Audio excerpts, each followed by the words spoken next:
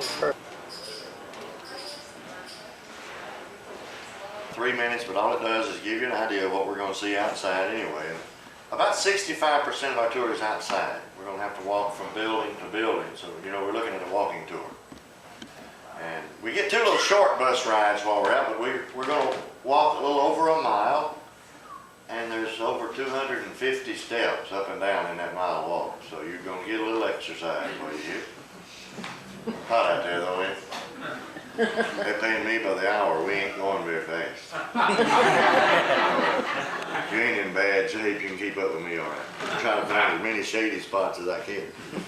Any of you brought cameras, now take pictures anywhere you like. We don't mind that at all.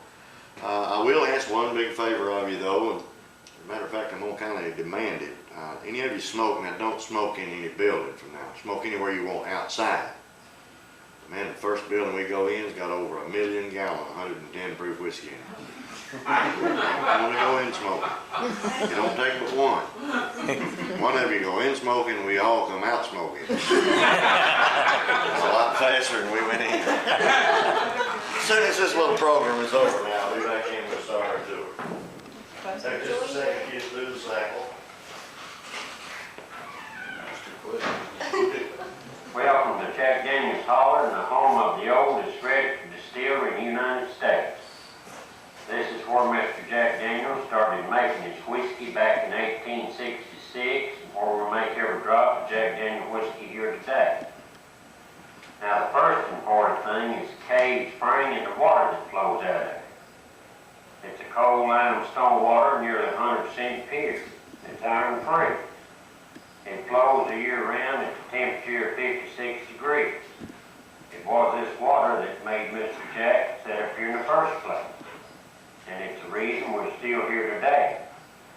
For you've got to have pure iron-free water to make good whiskey. Now the second thing about making a whiskey here is the grain. Mr. Jack said way back in the beginning that he was going to buy the very best grain available. That was one of his rules. And we still follow that rule today. Only the very best grain goes into Jack Daniel's. Now the third thing, and we think the most important thing, is the charcoal mellowing process. This is really what puts Jack Daniel's in a class by itself. Or if you didn't realize it before, Jack Daniel's is not a bourbon whiskey. It's a Tennessee whiskey. It says so right on the label. And it's a charcoal mellowing that makes a difference. It changes whiskey. It gives it a smooth, mellow taste all its own. That's why the U.S. government calls it a Tennessee whiskey. Now we use a special charcoal to make a whiskey. It's made from hard sugar maple that grows up on the hillsides. You're going to see how we cut that wood, stack the ricks, and burn it out in the open air. Then we grind it up and take it down and pack it into special mellowing bags. Then we let that whiskey seep down through there, drop by drop.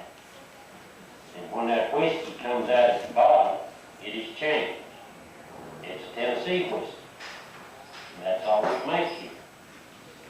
So folks, now there are the 3 main things to watch for today. Our cave spring water, our top quality grain, and our old-fashioned charcoal mellowing process. Now, we want to thank you folks for coming today. Hope you have a good time while you're here, and come back to see us real soon. Let's go on to it. I've heard that a couple of times. Bill, that was his breath when he come in today.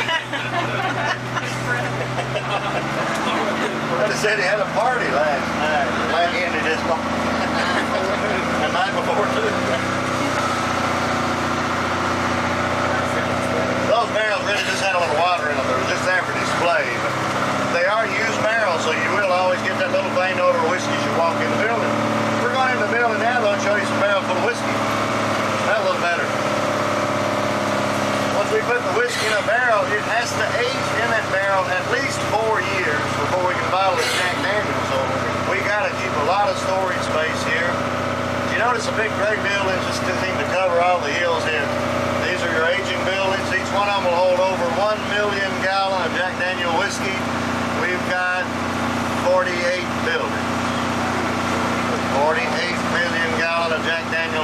sitting in the middle of a dry county. Whiskey everywhere, not a drop to drink. Because I ain't never been anywhere in dry county you couldn't buy whiskey in. You just got to find a bootlegger. This county's kind of small. It's actually so small we only have one bootlegger. And he's going to be out of business a while today. Got him driving the bus. 5 o'clock. When you look down here, all you have to do is multiply what you see there by if one of them rolls out on you, weighs about 600 pounds. It'd take me a while to drink it off of him. 55-gallon barrels. Now, we don't fill the barrel completely full. We put just a little over 53 gallon in there. We've got to leave an airspace in each one because these buildings are not climate controlled. They warm and cool, and of course whiskey expands as it warms. Smells good, don't it? I got in here one day, boy. This little girl looked like she's about 6 years old, looked like the state of her daddy. Said, "Daddy, it smells like a perfume you wear every weekend." You just got a man's face turning red. These buildings now are called bonded warehouses. That means each one is actually locked and controlled by the U.S. government. All this whiskey we pay no tax on yet. We don't pay our tax till we get ready to bottle it. The federal tax is paid at the bottling. Federal tax right now stands at $13.50 a gallon. Each one of these 48 buildings represents about $14 million in federal tax alone. Time you add all your state and local taxes to it, well over half the price of every bottle bought today goes to tax. That's the #1 cost in making whiskey. We've got a few people now hid out in the woods that have eliminated that major cost. They don't offer guided tours either. I'm not visiting much.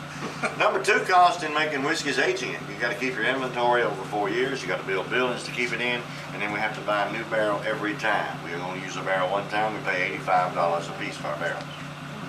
Now the reason we can't use them anymore, they're made out of white oak, and you may have noticed it's completely burned on the inside.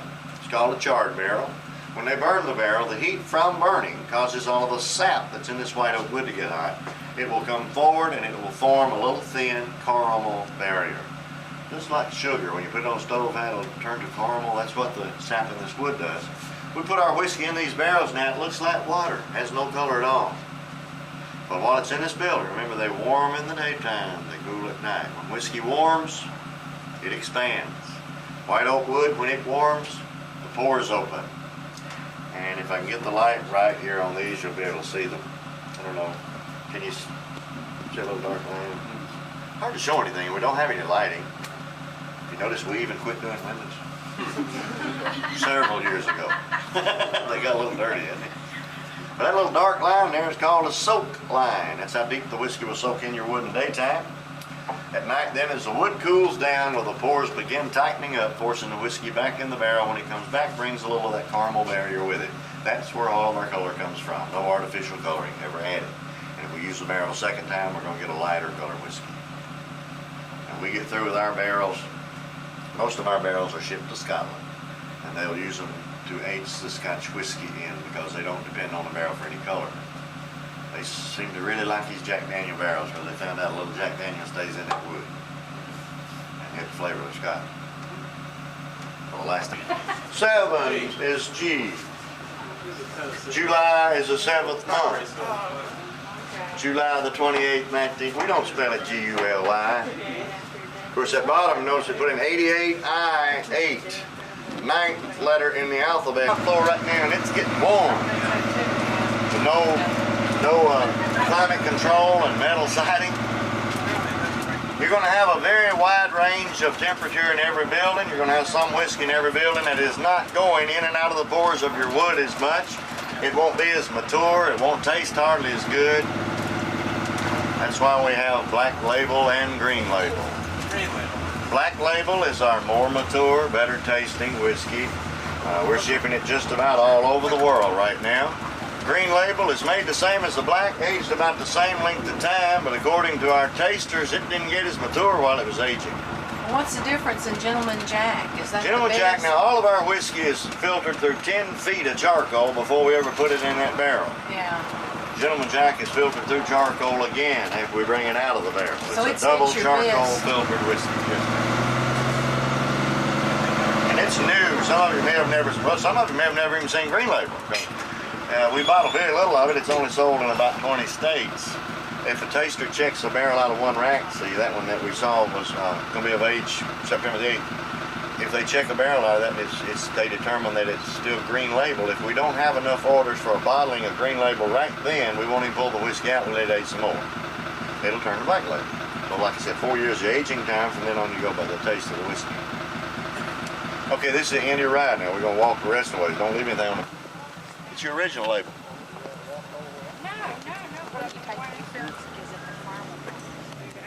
Yeah, come to the cave.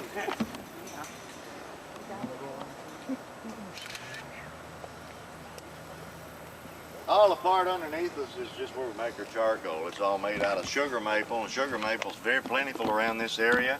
You don't even have to fool with reforestation. And sugar maple, actually, the sugar maple charcoal changes Jack Daniel from bourbon whiskey to Tennessee sipping whiskey. You know, we're made the way bourbon's made. Big bourbon, you got to be at least 51% corn.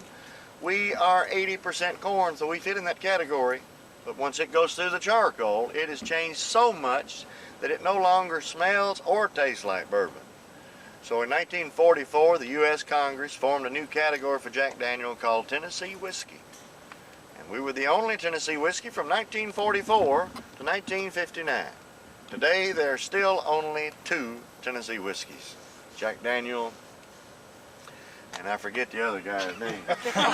What we did, we filled our whiskey through 10 feet of charcoal before we put the whiskey in the barrel. And actually, Jack Daniel perfected a system that we're still using here today.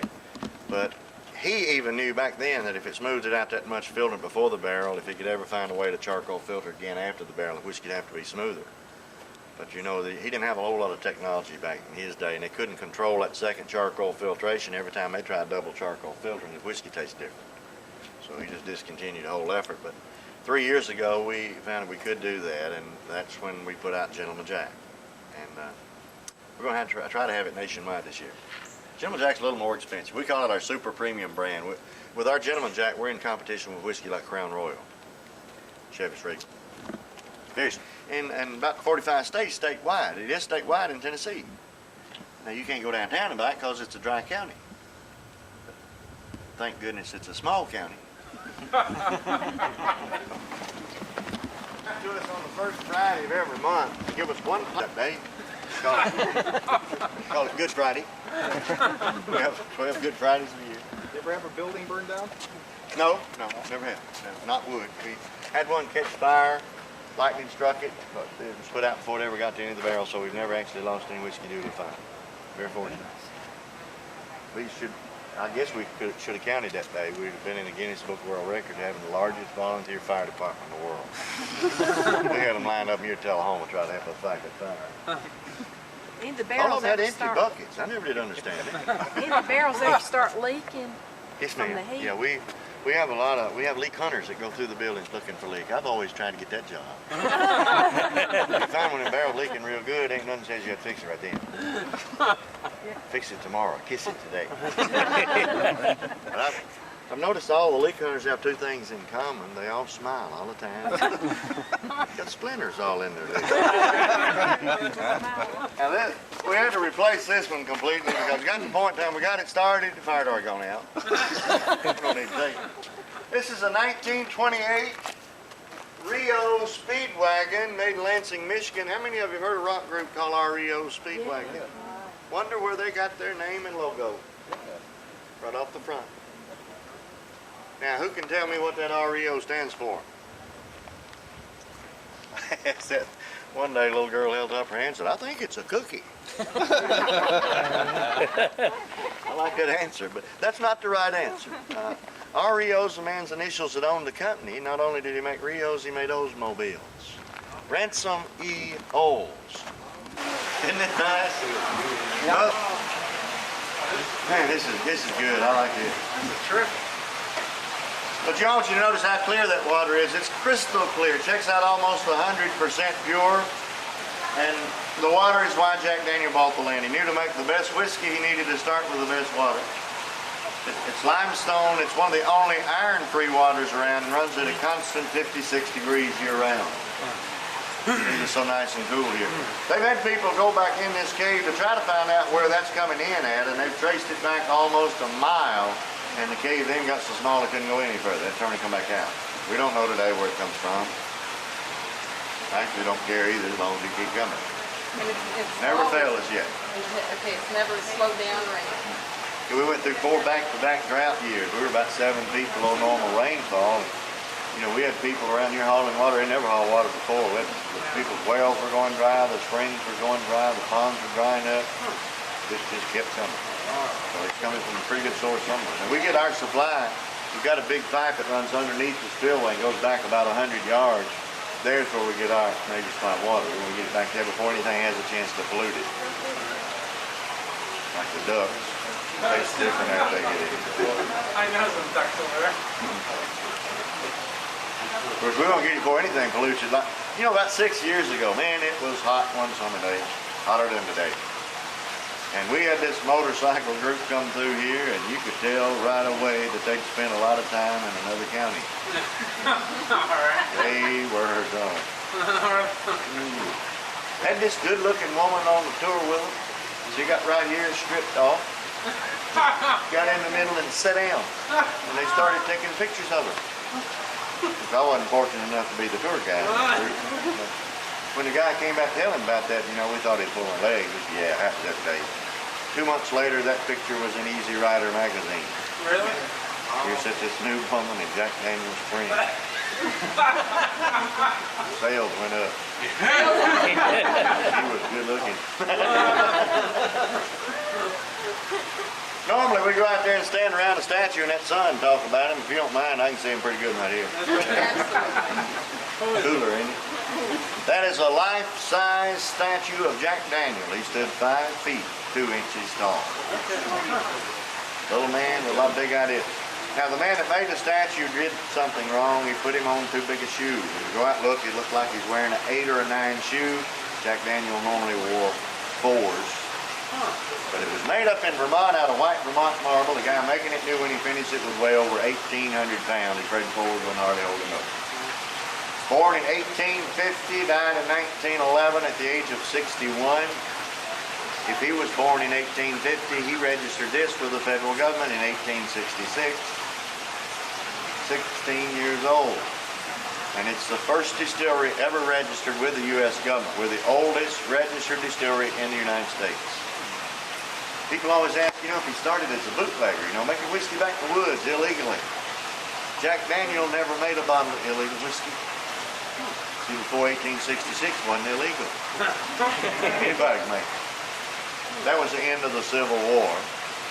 U.S. government found itself about broke and needed a little added revenue coming in, so they imposed this little temporary tax on the whiskey industry just to get enough money, get them back on their feet.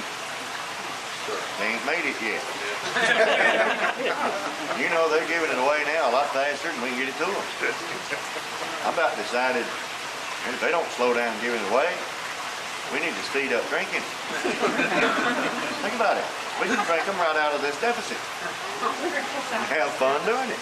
People ask how a 16-year-old would get in the whiskey industry so young. Jack Daniel left home when he was 6 years old. Now, he was born about 4 miles from the front gate up on Mulberry Creek. He was the 10th child, and shortly after he was born, his mother died. Complications due to childbirth. About 6 years old, his father remarried. He ran away. Ran to the neighbor's house. His name was Felix Wagner. Jack Daniel always called him Uncle Felix. He asked Uncle Felix if he could just stay there with him. And did. He lived there a little over a year. While he was there, a gentleman came through visiting Mr. Wagner that lived over here on Lost Creek, about 5 miles from here. His name, Dan Call. Mr. Call ran a little store, made a little whiskey. While he was there visiting with Mr. Wagner, he taught Jasper Newton Daniel. That was his name, but everybody called him Little Jack. Talked him into coming with him, living with him and his wife, and he started teaching him how to make whiskey. Of course, Jack Daniel worked so hard for him, he took him in just like his son. He made him a full partner just as a young boy. Dan Call, remember, ran a little store, made a little whiskey. He had another profession too. He used it every Sunday and Wednesday night. He was a preacher in the local Lutheran church. Jack Daniel was taught how to make whiskey by a Lutheran preacher. Not too unusual to see preachers making whiskey then. The first bourbon was made up in Kentucky by a Methodist preacher. Okay. Jack Daniel was no preacher, but he was very religious. He was a very, very active member in the Baptist church. A lot of my Baptist friends have been trying to get me to leave that part out. They tell me today the Baptists don't believe in drinking in front of one another. What did you do whole whiskey doing? Shut down in 1909, did not reopen until 1938. Closed some 29 years.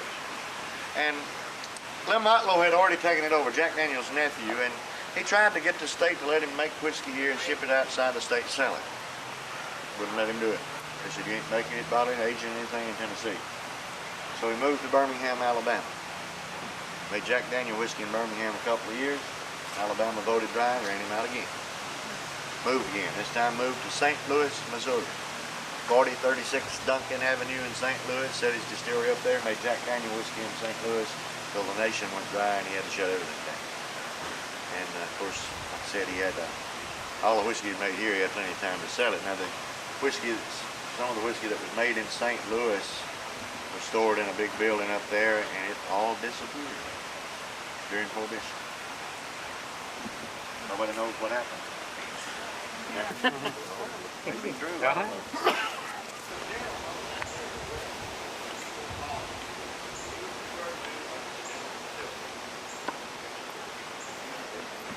Actually, it started as one room, it's been added on to twice. Not very big, but this was the main office of Jack Daniel Distillery until 1952. And it was a small company. We didn't even go nationwide till the mid-60s. And we've grown from that little regional whiskey to the #1 premium whiskey in the world today, selling about 1 million gallons a month. Pretty good sized growth, isn't it?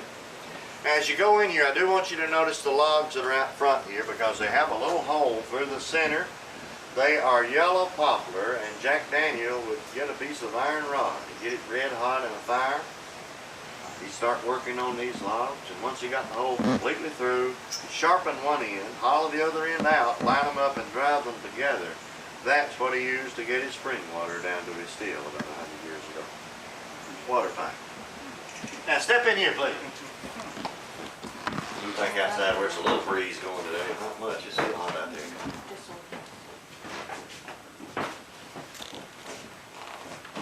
Okay, we've got a big picture here now of Jack Daniel, and you know, around the area he was considered to be quite a ladies' man. He loved the ladies.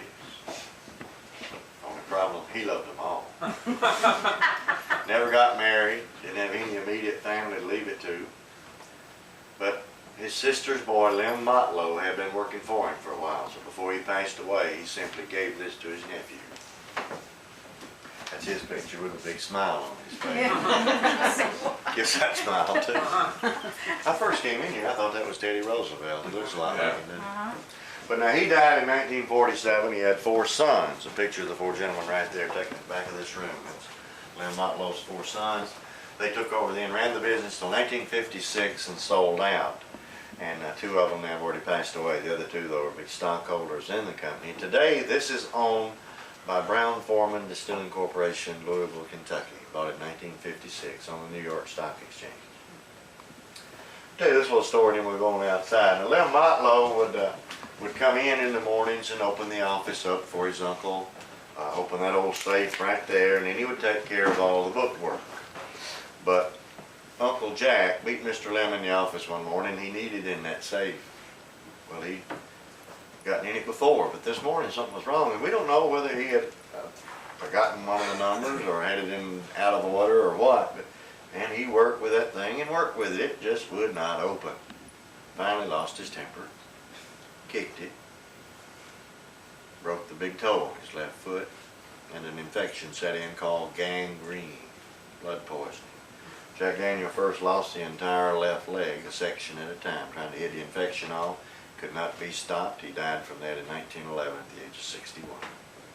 It's amazing to me that a company the size it is now could operate out of this little building until 52.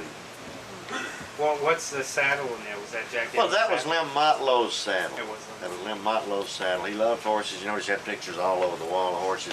Had some beautiful Tennessee walking horses. He had some earlier champions. Chiefs Allen and King of Chiefs were champions owned by Lem Motlow. And you notice by the size of the saddle in there, Lem Motlow was no small man. Lem Motlow stood well over 6 feet and weighed over 270 pounds. He was a big man. And when this became a national firm, that's when you guys got bought out? Was that it? 56. Well, the reason people always ask you, why the Motlows would sell out such a Yeah. successful business, man. But remember, this had been closed down for about 29 years. It took everything the Motlows had and could borrow just to build it back. Okay. They started making their whiskey, and they kept getting orders they couldn't fulfill. They couldn't make enough. Somebody needed it that had a little more money for expansion, and they were very selective now. I think they got $20 million for it, around $20 million for it, plus kept a lot of stock in 56, which ain't bad, but they were offered $30 million for it, and didn't take it because that company wouldn't give them the guarantee to always be made in Lynchburg the way Jack Daniel made it. I'll be darned. So, supposed to get to 92 today. Never got here.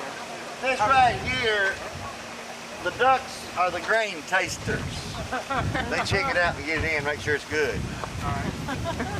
We buy the best grain available to us. Our grain's grown in the Midwest. We use Midwestern grain. And we use 80% corn, 12% rye, and 8% barley malt.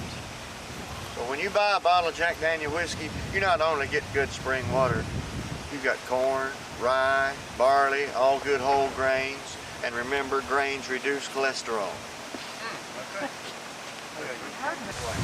We got a total of almost 400 employees. Now you come through on a regular work day, you don't see that many people because they're scattered over some 500 acres. It's scattered out over a wide area.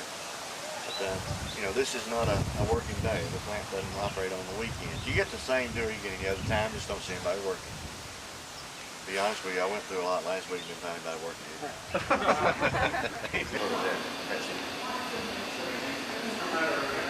These big copper columns now are your stills where the whiskey's made. Every drop of Jack Daniel whiskey in the world is made in this room. And to be honest with you, it's a little more comfortable in here right now than it is when they're running these things. So as you come through and they're running, they run at about an average center temperature of around 190 degrees. So it's a little warmer in here then. But we run them 24 hours a day, 5 days a week. And if you notice the sign behind me, they are beer stills. They call them beer stills because you got to make beer before you make whiskey. You make beer first, pump it all the way to the top of this column. As it works down through the column, then you distill all the alcohol off the beer, that's your whiskey. And then the byproducts that come out the bottom, we sell it to the local farmers around here and they feed their cattle. It's good, high-protein cattle feed. Normally when these are running, these little boxes would have that hole in the back, but we're running with a full stream. It looks like spring water. That spring water is 70% alcohol. We distill everything at 70%, which is 140 proof. Because to get your proof, you must double your alcohol percent. Of course, it stays that way then till we get ready to put it in a barrel, and that's a little strong for the barrel to work right. So before we put it in those barrels, we add enough our spring water, drop the proof down to 110. Age it at that, and then when we get ready to bottle, add water again, drop it down to bottling proof. We bottle black at 86, everything else at 80. We're going through this building backwards because we see the distilling part first, where the whiskey is made, but you can't make the whiskey till you make your beer.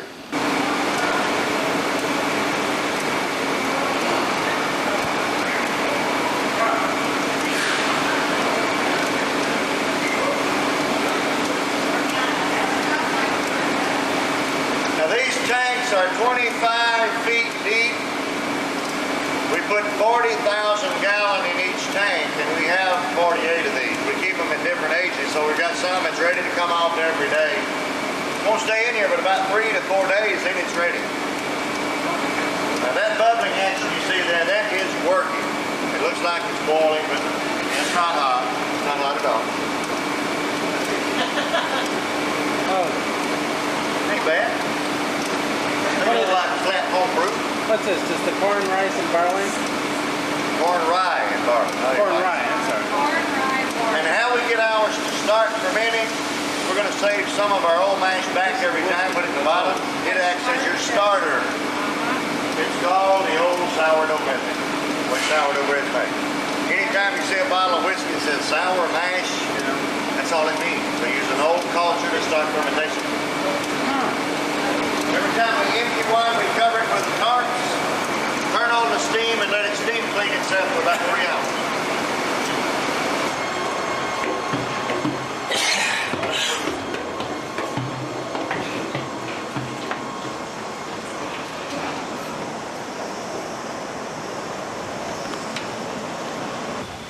Actually, it would be a flat beer because of the open air fermentation. It wouldn't have any heat at all. It'd be very flat. They said it's not non-drinkable. One guy got dipping it up one day, drinking it out of his hand. He said, "You ever had anybody jump in this thing?" I said, "Well, no, we never have had anybody jump in. We had one man fall in." He said, "Really? What happened to him?" And I said, "He drowned." Oh, he shook his head and looked at that stuff. He said, "Boy, that had to be a terrible death." And I said, "It must not have been too bad." He said, "Why?" And I said, "Well, he crawled out 3 times, went to the bathroom." Now, that's where the whiskey's all made over there. Then it's pumped into this building. This is where the charcoal is at. And when we go in here, you're going to see tops like this. They are 14 feet tall. There's 10 feet of charcoal in each one. And you're going to see little copper tubing all over the top of it with little pinholes all in the top. That now, if the stills were running, you would see 140 proof whiskey running out those holes, down and running into the charcoal. This is the charcoal filtration unit first. And this whole building is full of them. We got over 60 of them in here. If it didn't taste right, that's the point the whiskey's changed. Our charcoal's changed out. Do they have an 8-hour day? Well, they work about an hour and then we take them home.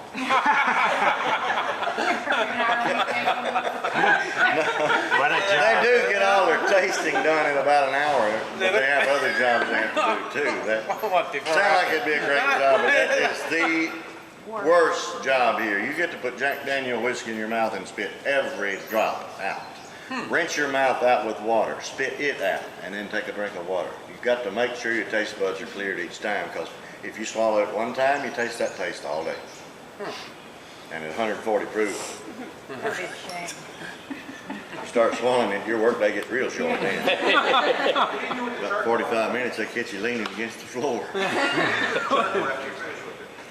When we get through with the charcoal, we don't have any use for it right here, but about 7 years ago, a company started to get all the used charcoal we had, take it back and compress it into Jack Daniel charcoal briquettes. I'll be there. It's in black bag, burns real good.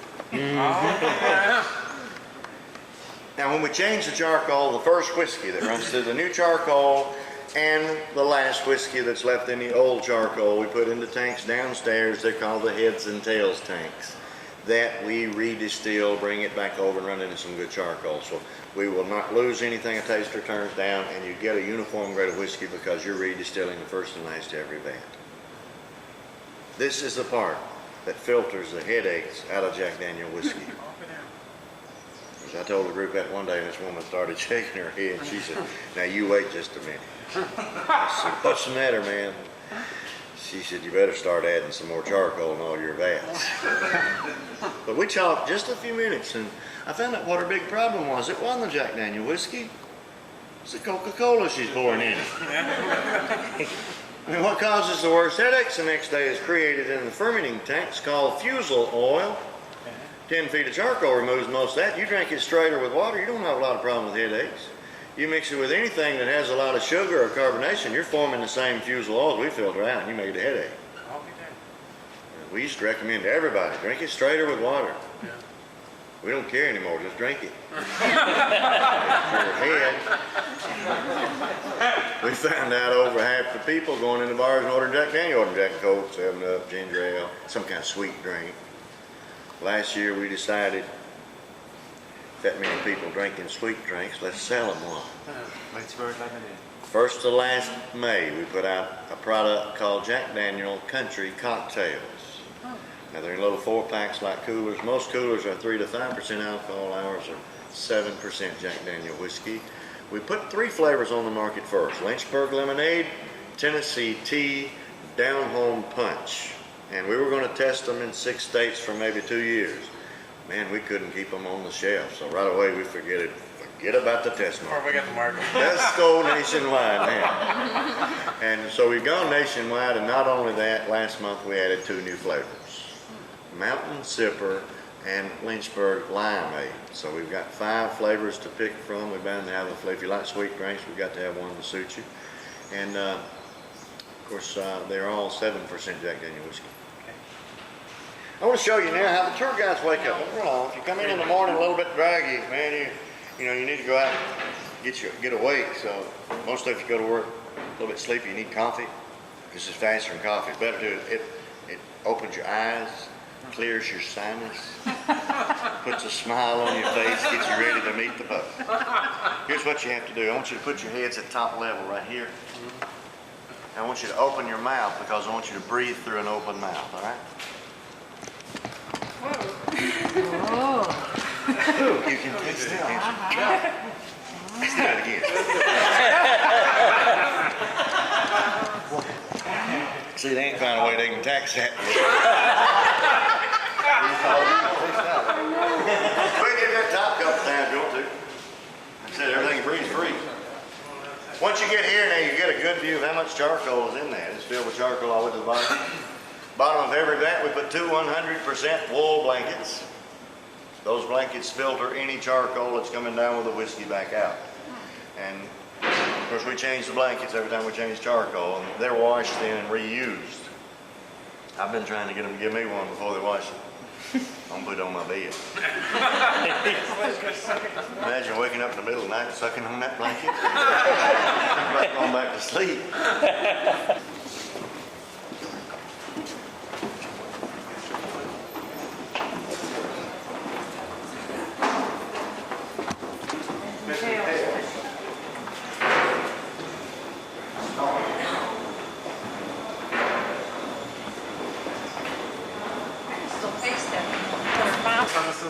We don't really have a resident agent here anymore. Now, we did have up until just a few years ago, and we had to go into the government office building every morning, Pay the check. buy the little strip stamps across the top of the bottles, and every one of them was serial numbered, and that's how you paid your taxes. But right now, all they do is run it through a phone. Off in there. Tell us how much to send. So it really, we don't have to buy that strip stamp every morning, so that resident agent is not here all the time now. They just come in and hit us with spot checks, and they're here quite often. Stand back here where you can see this screen on show video. First of all, now the rocks are in here for one reason. The reason is in the next room. It's a little spring that runs the same tap water as the other spring, and when they built the building, they were afraid if they blasted all the rocks off, they'd lose the spring. So they just built around it. Now this will be about a 3-minute video of a bottling plant. We don't go through there anymore, but we did up until about 3 years ago, but we've got it on video now. This will explain why we don't go in it here. Due to the increased demand for Jack Daniels in both domestic and export markets, we've had to move our bottling operation into larger facilities. This video is to let you see what happens at the bottling operation moved to when Jack Daniels outgrew the one next door. Also, the Food and Drug Administration requires everyone who enters the bottling house next door to wear hairnets, safety glasses, beard guards, no jewelry, and earplugs. So we can't go in there anymore. Empty bottles are automatically dumped out with the same case used for shipping the finished whiskey as empty bottles came in. The next machine is the one that runs jets of hot, dry air through the bottles to make sure no foreign matter is in them. The bottles are filled by our automatic fillers, which puts the amount of whiskey in each bottle required for the size of the bin bottle. The bottle cap is then put on automatically with one of our inspectors checking the whole product at this point to make sure the amount of whiskey is right in the bottle, that there are no imperfections in the glass of the bottle, and that the caps are properly screwed on. Then the label is placed on the bottle.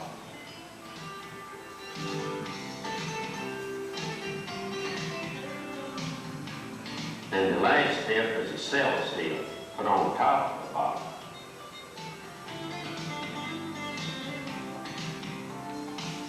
Next, the bottle goes by another inspector who makes sure this process was done right. Then the bottles go through our automatic caser and are placed in our outside shippers for shipping out to the market. We have other times where this process has to be done by hand. In cases such as neck booklet being placed on the bottle, state whiskey stamp being applied to the bottle, or other such process like this, it must be done by hand. This requires that the bottle be placed into our outside shippers by hand also after they've been inspected. Okay, you notice up on it was in 1909. They have not voted since.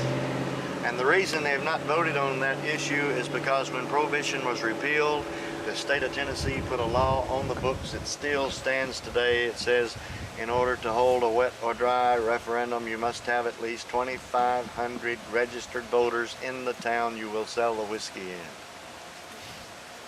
Y'all been downtown yet? They won't have 700 count a dog. So they never got a chance to vote. We tried to get this thing changed last year so we could actually sell you a bottle of whiskey before you left.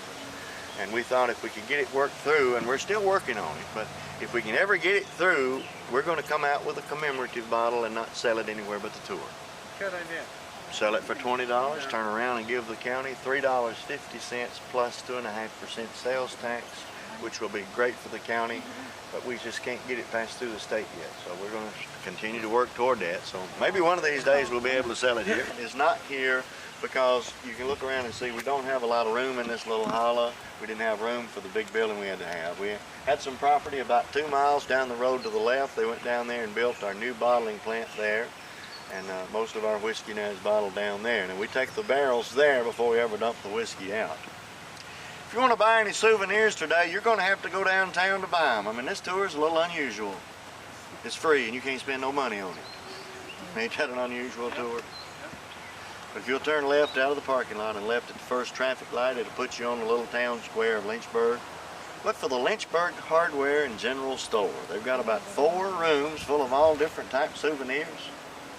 How many of you remember the little small Cokes? When's the last time you bought one for a dime? Go in there and get you a dime Coke and drink it while you're looking around. Taste it. I've got tasty too. It gets all the color I from can it. make 2 or 3 of these, couldn't you? So at the end of 4 years, they start tasting the barrel? Is that it? Okay. Beer. Beer all the time. Beer, yeah. It don't come under hard liquor law. It's not a distilled spirit.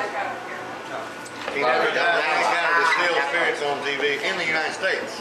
Candy Farm, not United States. We get a lot of advertising coming in. They'll film the advertising here and take it home and show it in their home country on TV, like Australia and Germany and Japan and all that. A lot of advertisements. They film it I right here. understand why they do all cigarette commercials also, but they still have beer And now it's commercials.